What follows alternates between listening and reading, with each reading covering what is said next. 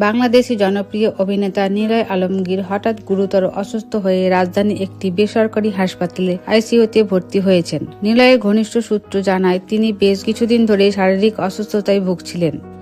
আজ হঠাৎ তার শ্বাসকষ্ট বেড়ে গেলে জরুরি ভিত্তিতে হাসপাতালে নেওয়া হয়। চিকিৎসকরা তাকে আইসিইউতে স্থানান্তর করেন এবং সর্বোচ্চ চিকিৎসা সেবা দেওয়া হচ্ছে। এখন পর্যন্ত তার অসুস্থতার প্রকৃত কারণ নিশ্চিত করা না হলেও চিকিৎসকরা বলেছেন পরিস্থিতি গুরুতর।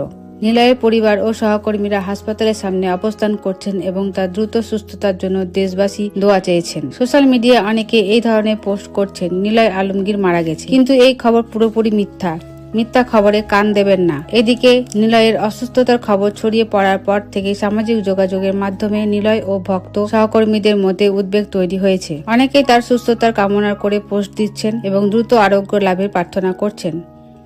নিলয় আলমগীর দীর্ঘদিন ধরে বাংলাদেশের বিনোদন জগতে একটি পরিচিত মুখ। তার অভিনয় ও নাটক, টেলিফিল্মগুলো দর্শকদের কাছে ব্যাপক জনপ্রিয় পেয়েছে।